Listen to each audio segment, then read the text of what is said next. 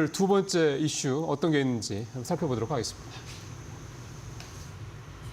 미국 전기차 업체 테슬라의 로보택시 공개 행사가 투자자들의 기대에 못 미쳤다는 평가가 월가에서 쏟아지면서 테슬라의 주가가 장중 8% 가까이 급락했습니다.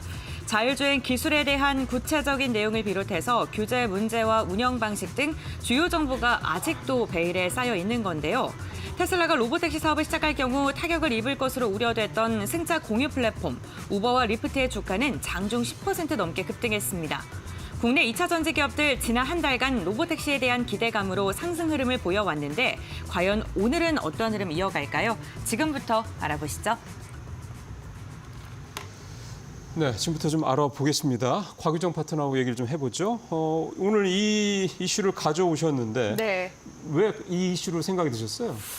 일단은 테슬라가 로보택시 발표 후에 주가가 빠졌습니다. 그쵸. 그런데 반면에 우버 같은 경우에는 10% 정도 급등을 올랐거든요. 했더라고요. 예. 근데 그거를 이제 우리가 어떤 관점으로 볼 것인가 지금부터 좀 다시 예. 지켜봐야 되는 또 부분이 있기 때문에 가지고 와봤고요. 제가 이전에도 이슈 가지고 왔을 때 테슬라에서 항상 이런 이슈가 나올 때마다 세론으로 주가가 빠지곤 했었다. 하지만 우리 국내에서는 관련 테마 종목들이 계속 변동성을 만들어가고 있기 때문에 관련 이슈들 계속 체크를 해보자라고 말씀을 드렸었거든요. 예. 아니나 다를까 테슬라는 빠졌지만 우버가 올라갈 수밖에 없었던 이유를 보자면 일단 이번 행사에서 테슬라 쪽에서 구체적인 그런 이제 로보택시의 여러 가지 뭐 기술이라든지 네. 내지는 향후 이제 언제부터 본격적인 생산을 할 것인지 이런 그렇죠. 부분을 속 시원하게 답변하지 않았습니다. 예를 들어서 2026년도부터는 이제 생산을 하게 될 것이다라고서 이야기를 했는데 거기서 살짝 멈칫한 다음에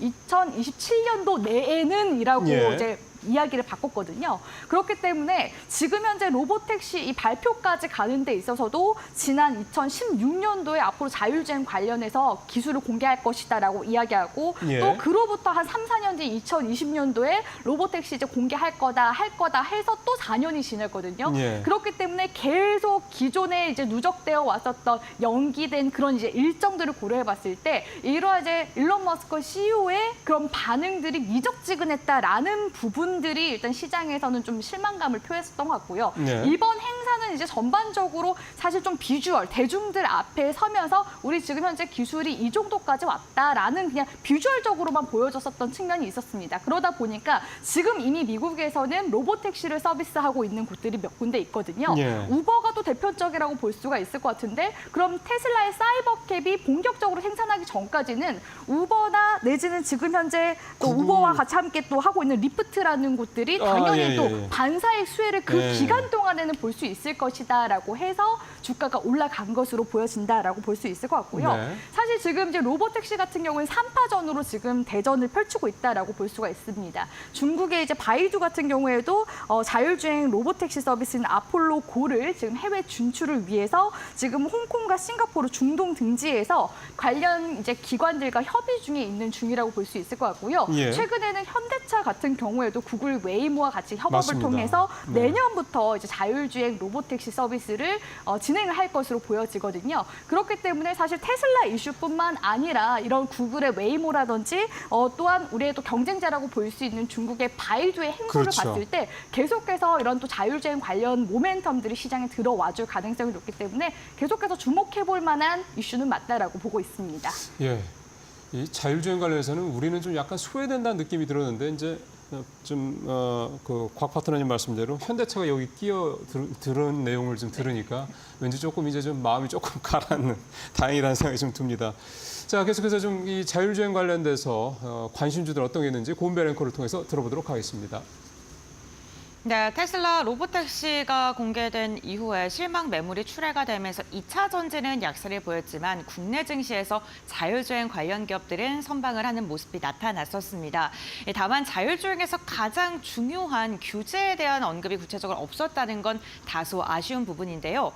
국내 증시에서 자율주행 관련 기업들 스마트 레이더 시스템 같은 경우에는 9%가량의 강세를 보이면서 11,000원대 돌파하는 데 성공했고요. 특히나 현대차 이 반사이익에 대한 기대감 지금 1%가량 오름세가 나오고 있는데 환율적인 환경이라던가 전반적인 마진 스프레드에 대한 기대감이 지속적으로 나오고 있는 상황입니다.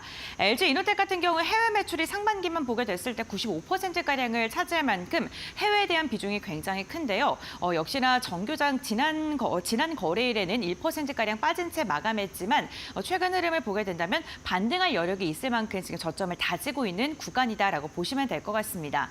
그렇다면 자율주행 관련 기업들, 2차 전지 기업들 과연 오늘 어떠한 움직임을 보여주고 어떠한 종목을 봐야 될지 지금부터 알아보겠습니다.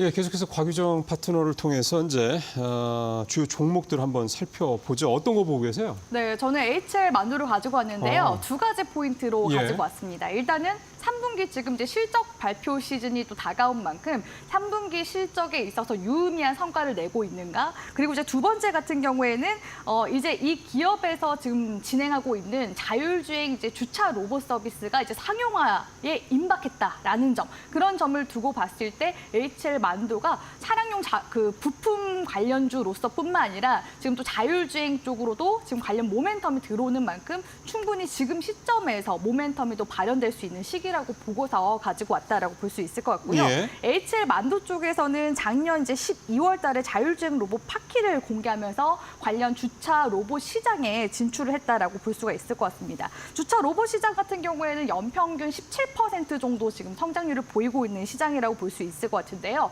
2030년도에는 거의 한 9조 원에서 10조 가량의 시장이 열릴 것으로 기대가 되는 그런 시장이라고 볼 수 있을 것 같고요. 최근에는 인천국제공항에서 다양한 실증과 시나리오 지금 검증을 통해서 이런 그 자율주행 주차 시스템인 파키의 대중화 시기를 지금 현재 앞당길 것으로 기대가 되고 있는 상황이라고 볼 수가 있을 것 같습니다. 그래서 카카오 모빌리티의 카카오 T와 카카오 내비 플랫폼과 연결이 돼서 다양한 또 서비스를 내비출 그런 지금 상황이기 때문에 그런 서비스들에 대해서도 우리가 좀 주목해 볼 네. 만하다고 말씀드릴 수 있을 것 같고요. HL 만두 쪽에서 지금 최근에는 스탠리 로보틱스를 인수를 했습니다. 이 네. 스탠리 로보틱스 역시도 실외 자율주행 주차 로봇인 스탠을 개발한 기업이라고 예. 볼 수가 있을 것 같은데요. 네. 향후 우리나라 국내뿐만 아니라 글로벌 진출까지 지금 현재 눈여겨 두고 이렇게 예. 인수를 한 것으로 기대해 볼 수가 있을 것 같습니다. 예. 그렇기 때문에 앞으로 현재 이 HL 만두와 스탠리 로보틱스와의 그런 시너지를 기대해 볼 수 있는 예. 시기라고 볼 수 있을 것 같고요. 예. 최근 이제 9월 달 기점으로부터 주가가 다시 반등세로 전환이 예. 지금 되고 있는 시점이기 때문에 HL 만두 이러한 자율주행 모멘텀까지 같이 함께 겸해서 보셨으면 좋겠습니다. 알겠습니다. 자, 이제 마지막으로 우리 박 이사님께서도 어떤 관련된 종목 보시는지 네. 짧게 한 말씀 네, 들어볼까요? 저는 뭐 그냥 전반적인 자동차 관련주인데 전기차 쪽으로도 이제 모멘텀이 있는 한국 타이어 앤 테크놀로지를 좀 골라봤는데요. 네. 간단하게 투자 포인트만 짚어드리도록 하겠습니다. 그 한올 시스템 인수하면서 시장의 실망감 때문에 급락이 5월 달에 좀 나왔었죠. 그 부분이 이미 주가에 충분히 녹아 들어 있고, 그다음에 전기차가 가장 많이 확대된 시기가 2020년도예요. 2020년도인데 전기차는 특성상 주행 거리가 굉장히 긴 분들이 선택을 하죠. 2020년도에 전기차를 선택하신 분들이 이제 아웃마켓에서 애프터마켓에서 아리 타이어로 교체를 할 시기가 찾아왔다. 이 부분 한국 타이어의 투자 모멘텀으로 삼으시면 될 것 같습니다. 알겠습니다. 지금 한국 타이어까지 박 이사님한테 말씀을 드렸습니다. 오늘 저희가 선택한 두 가지 이슈들, 블랙웨어 관련 이슈, 그다음에 자율주행 관련 이슈들 또 한번 이번 주에 계속해서 잘 워치해 보시길 바라도록 하겠습니다. 오늘 두 분과 말씀 잘 들었습니다. 수고하셨습니다.